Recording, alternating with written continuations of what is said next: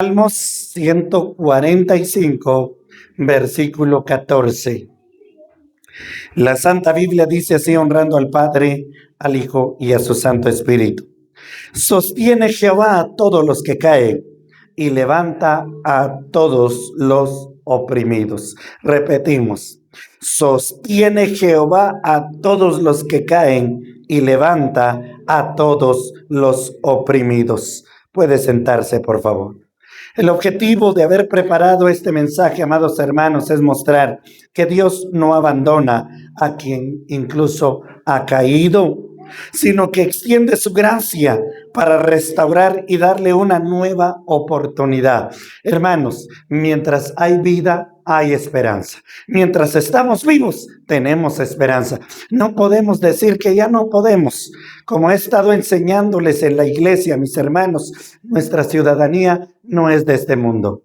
Nuestra ciudadanía no es con el príncipe de este mundo, que es el diablo, Satanás, que Dios lo reprenda. Nuestra ciudadanía está en el cielo, más allá del horizonte, más allá del sol. Hay una morada que nosotros ya tenemos. Y aunque el diablo y el mundo y las personas nos quieran juzgar, les podemos decir, no nos pueden juzgar ustedes, porque nuestra ciudadanía no es de este mundo. Nuestra ciudadanía es allá con Cristo, y el único que tiene potestad y dominio para juzgar nuestras vidas es Jesucristo, Jehová, Dios de los ejércitos, eternamente y para siempre.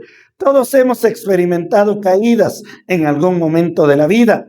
Algunos han caído en pecado, hermano. Esto lo vamos a ver a través de las Sagradas Escrituras. David cometió pecado. Incluso Abraham, el amigo de Dios, cometió pecado. Hermano, Jacob, no digamos, fue mentiroso, le robó la primogenitura a su hermano, lo usurpó, dice la Sagrada Escritura. Entonces, amados hermanos, todos de alguna manera hemos experimentado en algún momento caída, en algún momento de la vida. Algunos han caído en pecado, otros se han desanimado en fracaso, en temor, otros han caído en depresión y en debilidad espiritual, donde dicen, hasta aquí ya no se puede, ya no puedo más. El enemigo quiere hacer creer que después de una caída ya no hay esperanza. Pero, amados hermanos, en la Biblia nos revela a un Dios que restaura, sana y levanta. La Biblia es clara, hermano. La historia de la redención está llena de personas que cayeron, pero fueron restauradas por la gracia de Dios. Sí, hermano. El salmista David escribe el Salmo 51 de haber cometido adulterio, después de haber cometido adulterio y después de haber mandado matar el marido de la mujer con que cometió adulterio. Y Dios lo restauró, porque Él mismo escribió, porque a un corazón contrito y humillado no desprecia Dios. Hermanos, no podemos renegar porque no podemos perseverar. Más bien lo que tenemos que decir es, Señor, no puedo, pero mi corazón está quebrantado delante de ti. Perdóname cada día santifícame en tu poder, porque Dios conoce nuestra condición. Número 1, Dios conoce nuestra condición. Vea lo que dice el Salmo 103, versículos 13 al 14. Dice, como el Padre se compadece de los hijos, se compadece Jehová de los que le temen, porque Él conoce nuestra condición, se acuerda que somos polvo. ¿Qué somos nosotros, hermano? Simple y sencillamente somos polvo. Déjeme decirle, le quiero decir algo muy importante. Yo sé que ustedes conocen a las muchachas y muchachos de Ucrania y de Rusia. Tienen los ojos verdes, la piel blanca, el cabello rubio. Pero yo quiero preguntarle, ¿y ellos son más especial que nosotros? En ninguna manera, hermano. La piel no hace nada más especial a nadie. El color de piel no hace más especial. Van a ver morenitos que se van a salvar porque temen a Dios. Y van a ver personas tan preciosas de apariencia que no se van a salvar porque no tienen temor de Dios. Hermanos, ellos, al igual que usted y yo, somos polvo. No hay hombre de esta tierra que fuese hecho de oro, de piedras preciosísimas. A nadie. ¿Sabe una cosa? Y esto le va a llamar la atención. ¿Sabe a quién sí crearon con piedras preciosas? ¿Sabe usted a quién sí crearon? Al diablo, hermano. Al diablo. Y yo le pregunto, ¿y cuál es el destino final del diablo? La Biblia dice en el libro de Apocalipsis que hay un lago de fuego preparado para el diablo, para sus ángeles y para todo aquel que no está inscrito en el libro de la vida. Le vuelvo a repetir, el diablo fue creado de piedras preciosísimas, pero eso le hizo sentirse orgulloso. Por eso le vuelvo a repetir, la piel no nos hace más ni nos hace menos. Todos pertenecemos a la creación del Dios inigualable de la gloria. Nuestra condición, dice la Biblia, que Él la conoce, porque Él conoce nuestra condición. Se acuerda que somos polvo. Por eso hay un bonito canto. Eres polvo y nada más. Bueno, ahorita no puedo cantar porque esta garganta ya no responde. Como dijera hermana Connie, esta garganta vieja ya no sirve. Bueno, Dios nos conoce. Hermanos, Dios no se sorprende de nuestras debilidades. Si alguien conoce nuestras debilidades y caídas, es Dios. Él no se sorprende. Él sabe cuando usted y yo caemos. Él sabe cuando usted y yo fallamos. Y Él no se sorprende. A Dios nada le toma por sorpresa. A nosotros sí. A nosotros nos sorprenden muchas cosas a veces de sorpresa que nos dan, nos sorprende, pero a Dios nada le sorprende. Él conoce nuestras luchas, Dios conoce nuestras heridas, hermanos, y Dios conoce nuestros fracasos. Sabe que algunas veces nosotros caemos, pero no caemos nada más porque caímos, luchamos. Estuvimos batallamos para no pecar, pero al final de cuentas nos venció. Al final de cuentas no resistimos y caímos. Y Dios no le sorprende eso. Dios sabía que íbamos a fallar, pero está dispuesto y presto para restaurar. ¿Cuántos creen en el nombre de amor y misericordia? Vean esta mañana este ejemplo. Elías cayó en desánimo después de una gran victoria. En el capítulo 19 del primer libro de Reyes, dice la Biblia que llegó Acab y le dijo a Jezabel, mira lo que ha hecho Elías, mató 400 de tus profetas que adoraban a Baal. Dijo la mujer, mandó un mensajero a Elías, le dijo, así me hagan los dioses y aún más, si para el día de mañana no te haga yo lo mismo que le hiciste a mis profetas. Y Elías, hermano, después de haber tenido el respaldo de Dios, de haber hecho descender fuego del cielo que consumió el holocausto que estaba lleno de agua. La Biblia dice que Elías huyó con temor y dijo, Señor, mejor quítame la vida. ¿Para qué quiero esta vida si me van a matar de igual manera? Él se desanimó, él cayó, hermano, después de ver la gloria de Dios. Y si Elías hizo descender fuego del cielo, si Elías hizo detener la lluvia durante 3 años y medio, y por su oración volvió a llover, y nosotros, hermano, yo le pregunto, ¿qué cosas tan extraordinarias nosotros hemos hecho para que nosotros, con lo poco de respaldo que hemos tenido de Dios, y no hemos sentido fracaso, desánimo, desaliento y tristeza? Acá hay un gran ejemplo. Elías cayó en desánimo, cayó después de una gran victoria. En segundo lugar de ejemplo bíblico, el apóstol Pedro, hermanos, él cayó. Él aseguraba y le dijo a Jesús, a donde tú vayas yo iré. Si a ti te matan, igual a mí. Pero cuando arrestaron a Jesús, ¿qué hizo? Negó a Jesús 3 veces. Amados hermanos, el pecado de Pedro no fue solo haber negado. La tercera vez que negó, le dijo la criada del sumo sacerdote, en verdad tú eres como uno de ellos, porque tú hablas igual que ellos, hablas como un cristiano, hablas como habla Jesús. Y dice la Biblia que Pedro tuvo que empezar a hablar como un mundano. Dice la Biblia, ni siquiera conozco a ese hombre, pero déjeme decirle que en los evangelios añade y dice que Pedro negó a Jesús con maldiciones. Hermano, la Biblia dice que nosotros no debemos decir maldiciones, ni siquiera al diablo. Ni siquiera tenemos que decir maldito diablo, maldita enfermedad. Hermanos, dice que ningún malediciente entrará al reino de los cielos. Cuidémonos de decir esa palabra maldito, porque no podemos maldecir. En el libro de Judas dice la Biblia que ni aun Gabriel, ni Miguel, se atrevió a proferir palabra de maldición en contra del diablo cuando estaba batallando por el cuerpo de Moisés, sino le dijo: el Señor te reprenda. Así dice la Biblia. Entonces, amados hermanos, nosotros cuidémonos de no decir maldiciones. ¿Y por qué le digo este ejemplo? Porque Pedro negó a Jesús con maldiciones. Hermano, esa caída de Pedro no fue una caída así nada más de me alejé, pequé. No, él habló y profirió palabras de maldición para negar a Jesús. Pero Jesús lo restauró, lloró amargamente, se compungió de su pecado, reconoció que había pecado, que le había fallado a Dios.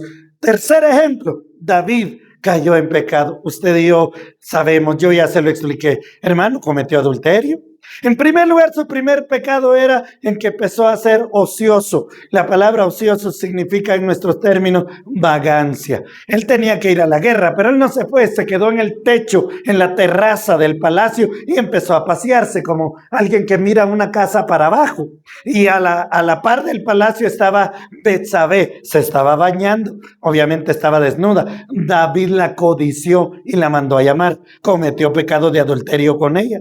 Después de eso quedó embarazada Betsabé, entonces mandó a llamar a Urías, el marido de Betsabé, para que él se acostara y fingieran que el embarazo era de su esposo. Pero Urías nunca se acostó con ella porque no quiso. Dijo: ¿cómo voy a ir yo a mi casa a estar con mi mujer sabiendo que mis compañeros están en la guerra? Y no quiso. Y David intentaba manipularlo para que fuera a su casa y no pudo. Al final escribió una carta y le mandó a decir a su general: pon a Urías en lo más recio de la guerra y cuando esté solito apártense para que lo maten. Hermanos, Urías llevó su propia carta al general para que lo mataran, para que hicieran un complot para matarlo. David hizo eso.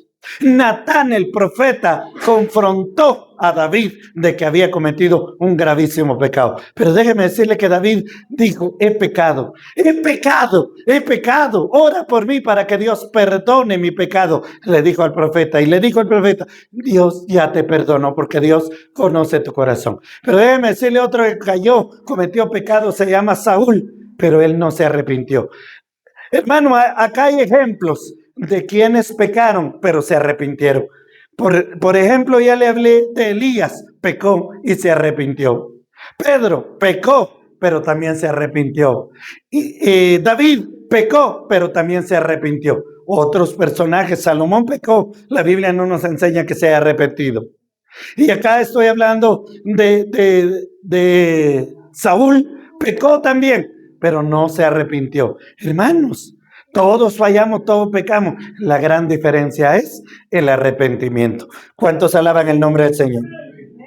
Le quiero decir que sin embargo Dios no los desechó a ninguno de estos que se arrepintieron. Y yo le quiero decir en esta preciosa hora, quizás otros le han rechazado por sus errores, quizás otros les han rechazado por su pasado, pero Dios conoce su corazón y sigue extendiendo su misericordia. Cuando a nosotros nos acusen de nuestro pasado, también digámosle al diablo, porque proviene del enemigo: ¿y cuál es tu futuro, diablo mentiroso?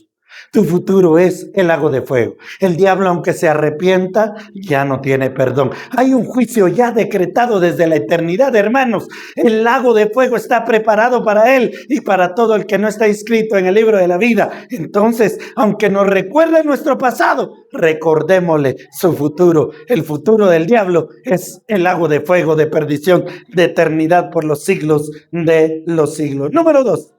Dios busca al que ha caído. Evangelio según San Lucas capítulo 15 versículo 4 dice: ¿qué hombre de vosotros, teniendo 100 ovejas, si perdiere una de ellas, no deja las 99 en el desierto y va tras la que se perdió hasta encontrarla?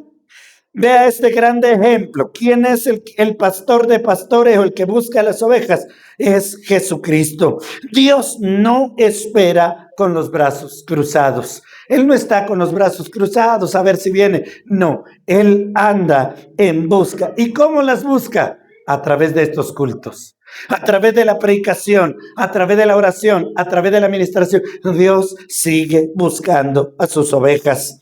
Dios no espera con los brazos cruzados. Él sale al encuentro del que se ha alejado, usando a sus siervos y siervas que van para animar y predicar esta clase de mensaje. La gracia de Dios siempre toma la iniciativa. El hijo pródigo se alejó, pero perdió todo. Tocó fondo, malgastó su herencia, terminó con todo, se perdió en vicios, se perdió en toda clase de pecado. Y cuando estaba alimentando cerdos, hermanos, la Biblia dice en esa parábola que ni aun los cerdos les quería compartir de las algarrobas. Yo quiero que usted se imagine, hermano, qué es el desperdicio que comen los cerdos. Y que ahí tenía que comer el hijo pródigo, pero ni aun los cerdos le compartía. Hermano, qué desgracia. En ese momento recordó y dijo: en la casa de mi padre abundancia hay de pan, y yo aquí me estoy muriendo de hambre. Hermano, veamos esta condición del hijo pródigo. Perdió todo, tocó fondo, pero cuando regresó, el padre corrió a recibirlo. Lo fue a abrazar y le dijo: te he estado esperando, te he anhelado en mi casa. Hermanos, a Dios todo nos está esperando, como lo hizo con el hijo pródigo. No importa cuán lejos haya llegado, Dios sigue buscando para que usted venga y esté en la presencia de Dios. Número 3. Dios restaura al arrepentido.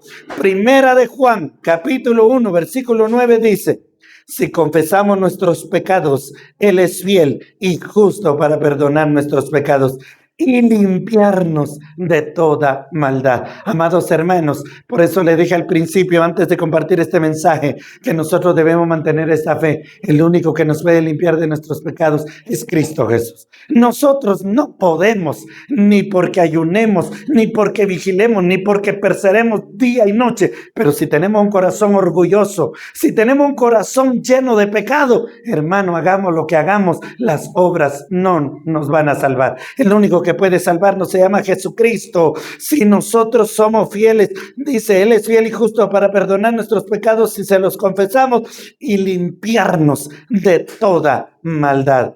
La restauración comienza cuando reconocemos nuestra necesidad de Dios. Hermano, como puse ejemplo, el apóstol Pedro dice que Pedro lloró amargamente después de negar a Jesús, pero fue restaurado y se convirtió en uno de los líderes de la iglesia primitiva.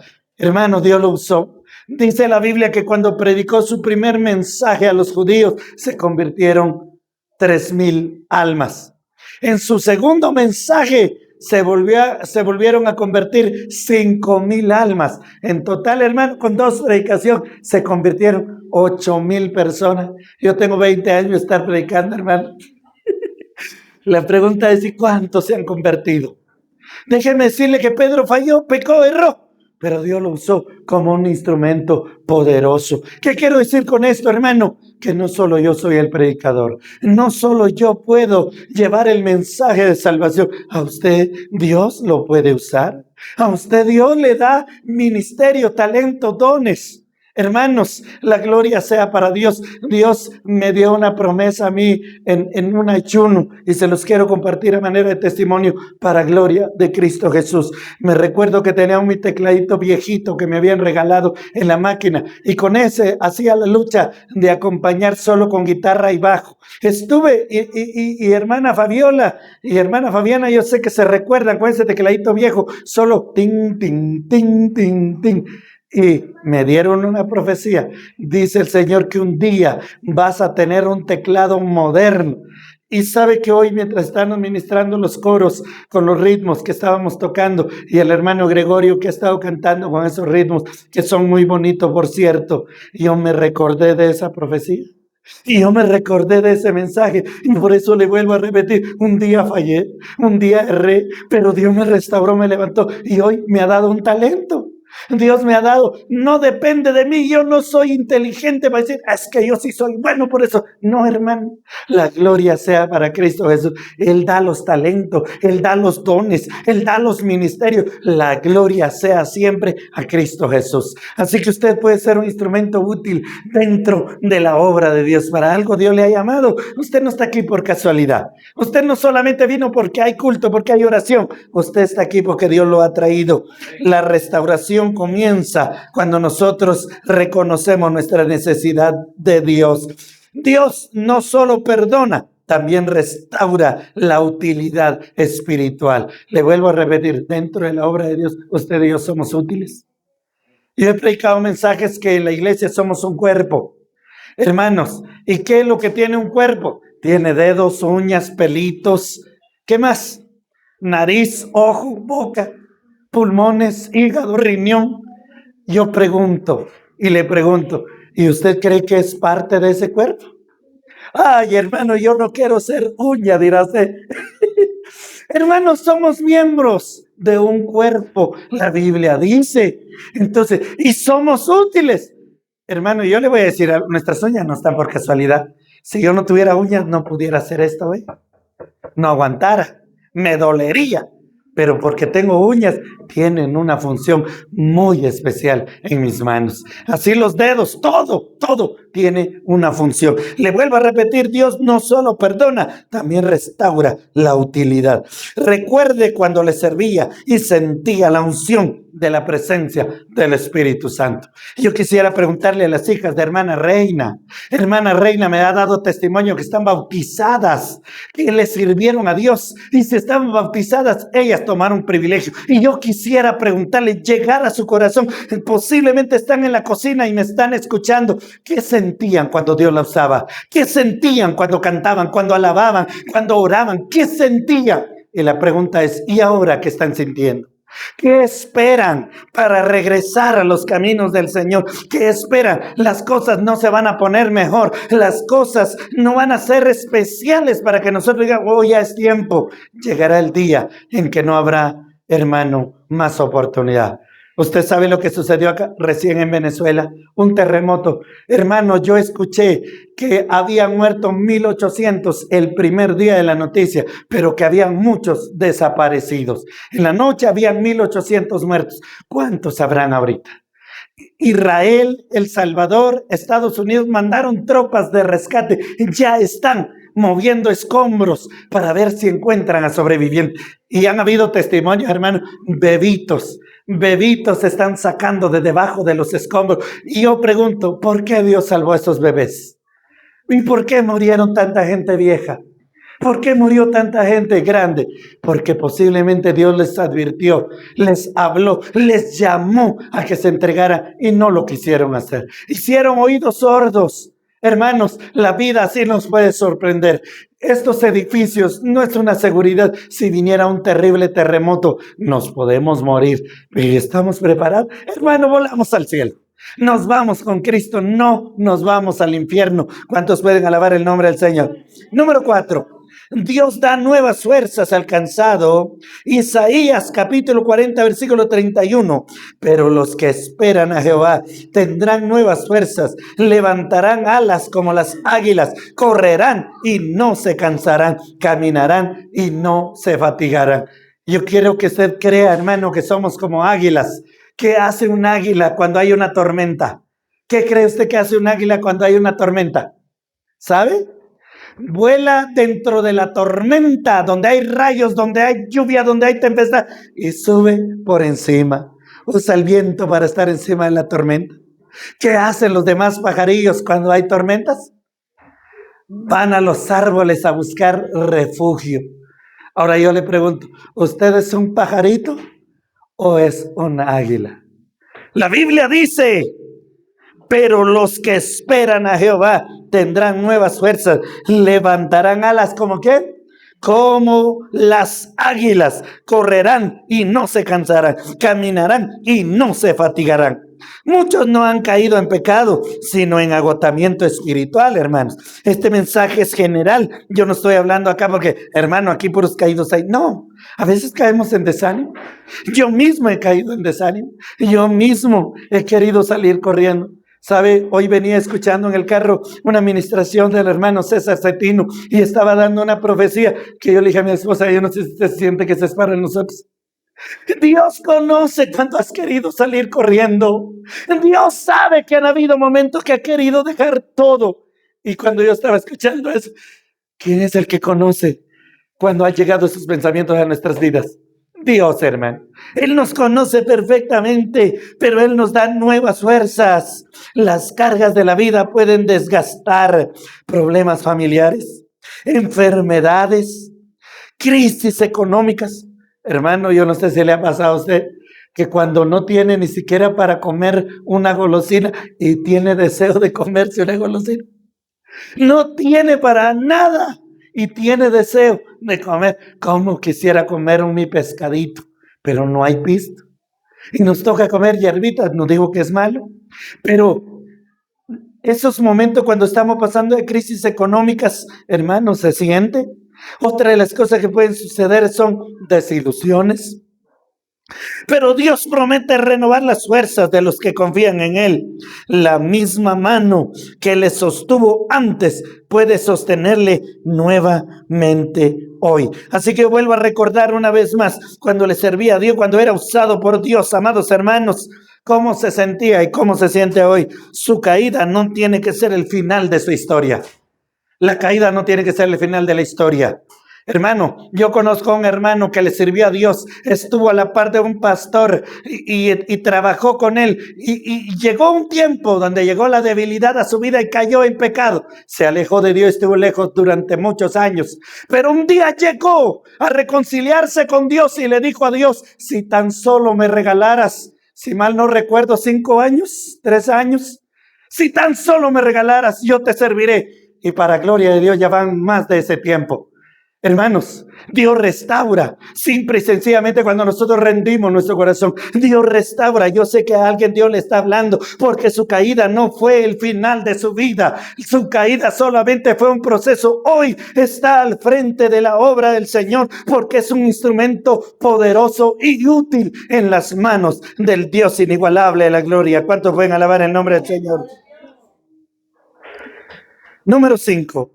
Dios puede usar otra vez al que cayó. Miqueas capítulo 7 versículo 8. Oiga este poderoso mensaje. Oiga este texto que a mí me impactó cuando lo estuve leyendo y preparando este mensaje. Oiga lo que dice. Habla de los amigos. Quiero que por favor le ponga atención a este versículo. Miqueas capítulo 7 versículo 8. Dice, tú, enemiga mía, no te alegres de mí, porque aunque caí, me levantaré, aunque mora en tinieblas, Jehová será mi luz. ¿Cuántos pueden alabar el nombre del Señor? Tú, enemiga mía, no te alegres de mí, porque aunque caí, me levantaré, aunque mora en tinieblas, Jehová será mi luz. Jehová es mi luz, Jehová es mi fortaleza, Jehová es mi salvación. Regálele ofrenda de palma al que vive y reina por siempre. Hermano, el enemigo quiere definirlo por su caída, pero Dios lo define por su gracia. ¿Cuál es la definición de lo que quiere el enemigo definirlo? Por su caída, por su pasado, hermano. Ahí quiere el diablo estarle recordando su pasado, su caída, pero Dios lo define por su gracia. Usted y yo somos útiles dentro de la obra del Señor. Hermanos, Moisés cometió errores, pero Dios lo usó poderosamente. ¿Sabe que Moisés también fue asesino? Moisés mató a un egipcio y por haber matado al egipcio tuvo que salir huyendo al desierto. Pero Dios lo usó, hermano. Dios usa prostitutas, drogadictos, vagos, ladrones, mentirosos, borrachos, etcétera. Dios puede usar a cualquier vida. El pasado no nos define. Nuestro pasado no nos define. Lo que nos define es la gracia de Dios en nosotros. Y yo sé que la gracia de Dios está conmigo, hermano. Si Dios no estuviera conmigo, yo no predicara ya mensajes de salvación, yo no predicara mensajes de aliento, Dios no me inspirara para esta clase de mensaje. Pero yo sé que Dios está conmigo y yo siento la poderosa mano de Dios cuando me regala un mensaje, me ministra el Espíritu Santo cuando estoy preparando un mensaje y digo, este mensaje va a ser de bendición. Hermanos, aunque en la iglesia a veces no se sienta una unción y cuando me pongo a predicar, Dios empieza a respaldar el mensaje. Y hay veces que hay todo completito. ¡Qué dicha, hermano!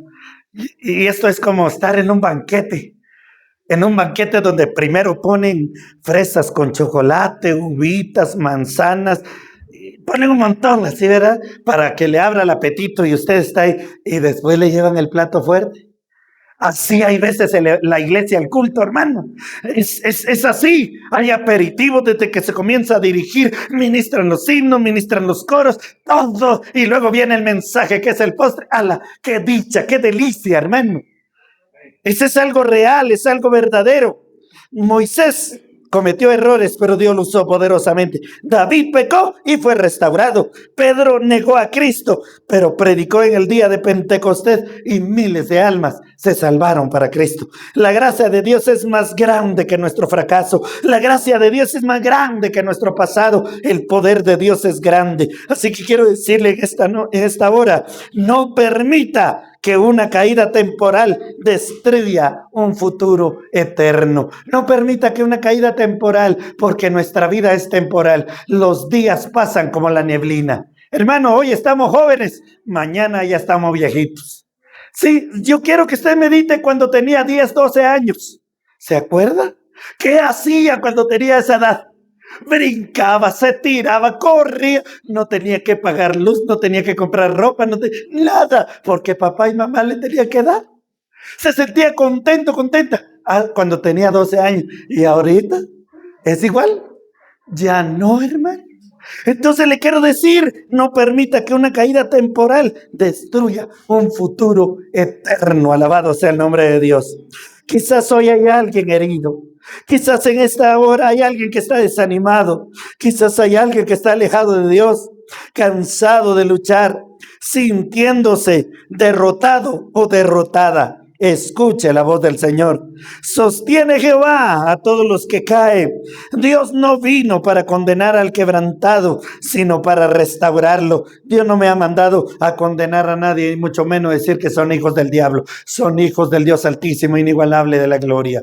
Son hijos que un día Dios mandó a su Hijo, de tal manera amó Dios al mundo, que dio a su Hijo unigénito para que todo aquel que en él crea no se pierda, mas tenga vida eterna. Dios me ha enviado a predicar un mensaje de salvación en este lugar, y los que alcancen a escuchar, si hay vecinos, porque mi audio no es tan potente, pero déjeme decirle que si alguien está escuchando, el mensaje llegó y Dios ha venido a traer salvación.